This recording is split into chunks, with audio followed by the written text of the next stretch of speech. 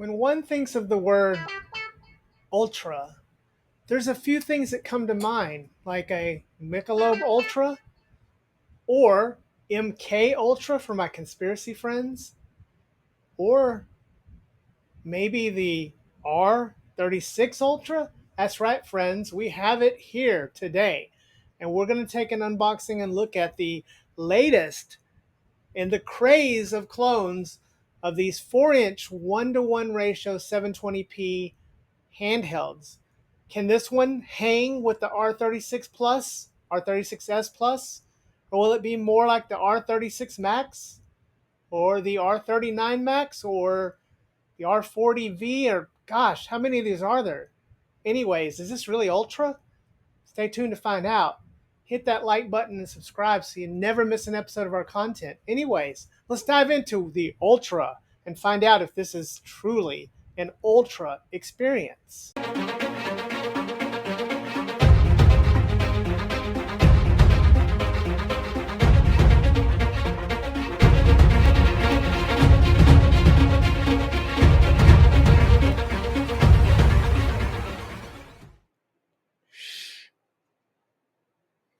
Come here. Shh. Did you know that there is fluoride in our water? Did you know they're putting fluoride in our water? Every day you drink water, you're getting fluoride. And RFK says, no, wait, I'm not a conspiracy nut, but I do think fluoride is okay in your toothpaste. Hey, deadheads, welcome back to the channel. Or welcome to the channel for the first time, new deadheads. Today, we're taking a look at, and as always, we'll start with the box here, which looks really nice. I guess video games support Wi-Fi online battle game. Has a picture of the Ultra. It does say Wi-Fi here again, 3D, R36 Ultra, screen HD 4-inch. So I think they want us to know that it has Wi-Fi. Looking around the sides of the box, and there's not much there.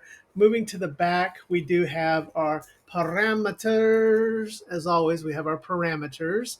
And as you can see the specs there, again, we're talking about yet another 4-inch 1-to-1 720p screen. I think after last year's deluge of 3.5-inch 640 by 480s, this is going to be this year's continuing theme for that. But let's get the box open. And opening the box, it's like a coffin opening here. We do have the handheld inside. Let's move that out of the way. And underneath, get the plastic out, we have no screen protector. Imagine that. And we do have our USB cable, same old USB-C to A cable. And then we do have our manual. Hey you, did you just get that new Nintendo Switch 2? But it only comes with Joy-Cons, and you want something that's better for your Mario Kart. Well, how about this? This is the Gulikit Elves Pro 2 in the Sega Saturn style. It also comes in a black style. We want to thank our friends at Amazon.com for sending this over for us to take a look at. But let me tell you that this machine, this controller, is amazing. It works perfectly on Switch 2. It has Hall sticks, and we know Gulikit makes the best Hall sticks adapters you can get. It also comes in this really nifty, cool case, as you can see right here. Wow, what a beautiful controller we have here. You can store and play and use on PC and other systems as well. I find that this is a nice stick and a really nice D-pad. Boy, do I love the D-pad on this thing. This has really surpassed my 8-bit dough, and the vibration on this thing is perfect. Anyways, hit the link below if you'd like to pick one of these up from Amazon from yourself. Again, we want to thank Amazon for sending this over to us for a look and review, and we found that this is a great controller. All right, and make sure if you want a better, more innovative review of controllers, go check the expert, go check our friend Clef. He has all the info on all the best controllers. But this one is really good for Switch 2, and it's just really good overall. Anyways, back to the show. Our manual here is somewhat basic. Instruction manual, R36, not a lot of pages here. Again, it does have the specs saying a 3,000 milliamp hour battery. Who knows if that's correct. Joykit stick light settings, press the function key to change it. So that's interesting. The function key changes the lighting on this. So nice thing. Little QR code there. The lack of having a screen protector in here is interesting since this thing is an Ultra. Huh. I don't know. But let's get this stuff back in here and get the handheld out because the handheld is what we want to take a look at. Let's put all this back in the box. Okay, so now we've got this out of the box, and again, there's no surprise here as far as the picture showed us it was going to have this nice little design. Now it's interesting because of most of these unique design handhelds that have come out, they've shipped in a bag. So this is the first one I've seen that doesn't come in a bag. So usually I have the bag in the box. So there's no carrying case for this. That's kind of interesting. Again, being an Ultra, well, I don't know. You would think it would have all the stuff to it. But again, that big, beautiful 4-inch screen on here. This started, with RGB 20SX. Powkitty started this whole trend. In fact, they started the whole trend of using this 1x1 720p screen. So, we're looking at, again, the iterations of this. We had the R36 Max, which came out not too long, a few months after the 20SX. And then we had a slew of iterations recently, the V40, the R39, and now we have this one and the R36 Plus. So it's a whole lot of these out there. So holding this form factor immediately, this feels nice. Most of the unique type handhelds, including the Chode, have had nice plastic, and this one is no different. It does feel nice. So in the hands immediately, it feels similar to what we've seen in something of a better quality like the R36S or the Max. Now the Max had that weird little soccer thing going on, and it wasn't quite the best hardware. This is a little more along the lines of what we have in our R36S. In fact, putting the R36S Plus against it and showing both of them side by side, they look very similar. Again, there's just a little bit of design language going on here. We got a little insets and stuff in here. We've moved the speaker to the bottom from the middle on this one. But, looking at them side by side and showing them next to each other, you'd be hard pressed to know that there's a lot of difference here. It's a little more rounded on the R36S Plus versus this new one that we're looking at today, the Ultra. So I think between the two, I like the design language on this, and I kind of like that they moved the speaker downward, so it's a little more centered for where you're holding your hands. It's not blocking it. So I don't know. But again, having these two side by side, they really do seem very familiar. Now let's test the buttons.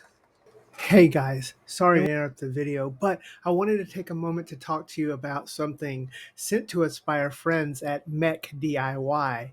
So they sent us over an amazing card. It is the Surwish 256 gigabyte card for your Miyoo Mini Flip.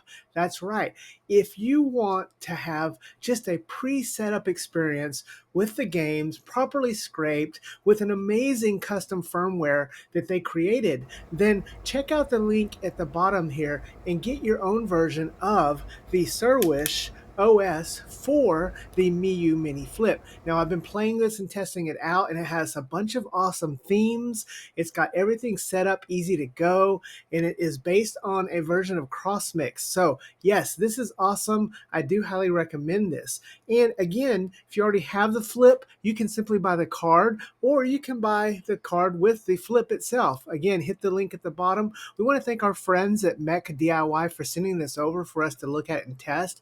But yeah, this Surwish is awesome. Also, check out the open source firmware at the GitHub. If you would want to set it up yourself, you can do that as well.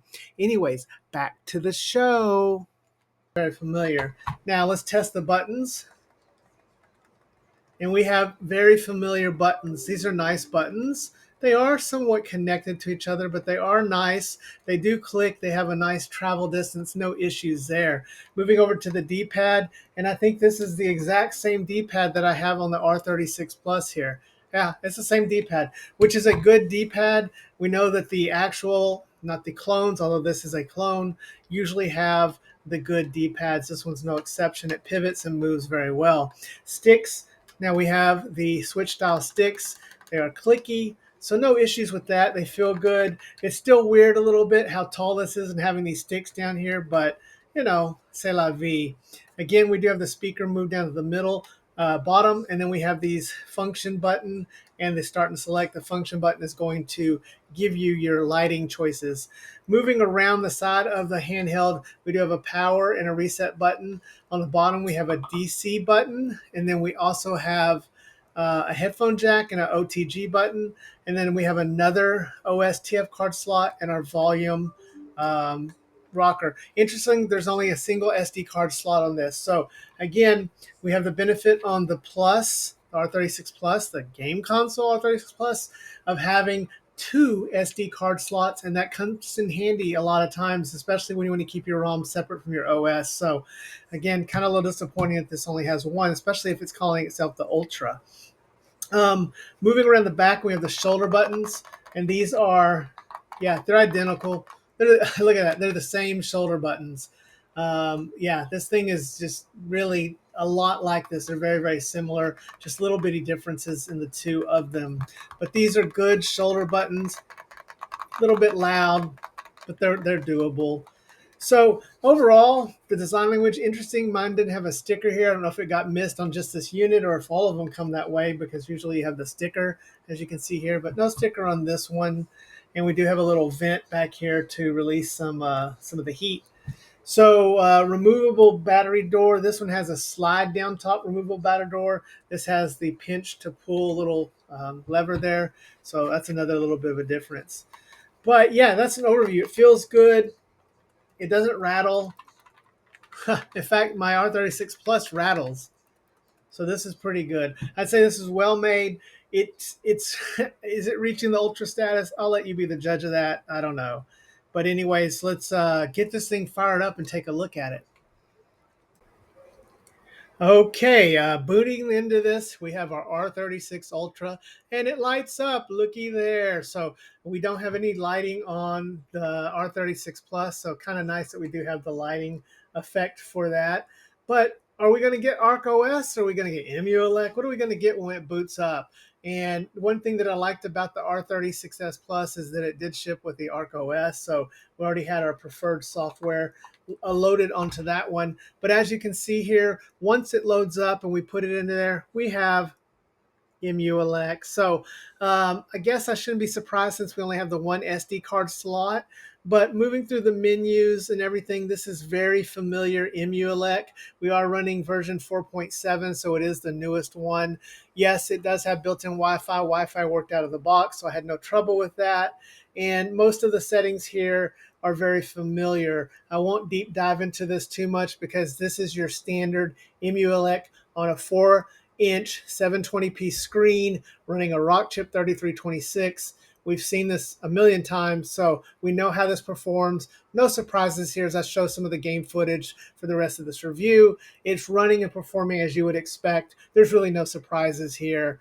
The sound on this is very similar to the Max and also to the R36 Plus, so no changes there between the two of those.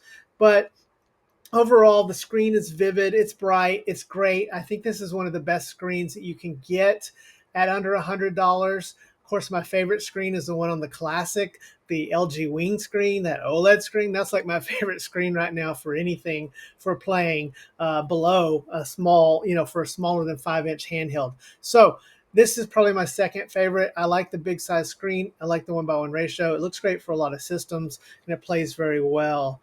And this played pretty well. And I've got to say, I like the R36 Max, especially since we got the custom firmware. I'm sure we'll get custom firmware on this if we don't already have it. Between the two of these, it's really hard for me to pick, but I would still lean towards the R36 Plus simply because we have that second SD card slot. Just makes life a lot better. I do like the lights. The lights are cool because you can turn off lights if you don't like them. You can cycle through them here. So you could even, turn them off or just cycle through the colors to match whatever you're playing and just change them on the fly. That's pretty nice and pretty convenient to do. But yeah, this is no real surprises here. It is well made. Is it ultra? I don't think it's ultra over this. I think it's a marketing name. I think, again, between the two of these, I'm still going to slightly pick this one over it just for the second SD card slot, losing the cool lights.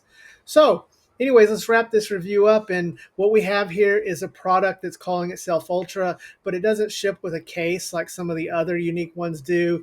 It also has the one SD card slot. And other than that, it's pretty good. It's not bad. This thing is running at about the same price as this, so if it had a little more of a price difference, it'd be better. They're both infinitely better than just a regular R36 without any sort of Wi-Fi built in. These things are going on sale. Look for the sales coming up. We have a big AliExpress sale coming up this month. Look for my codes and look for the uh, postings that I put on here to try to get something like this. Amazon is also stocking this now, but is this an Ultra? I'll let you be the judge. I do like it. If I'm going to keep one of these two, I'm still going with the R36 Plus.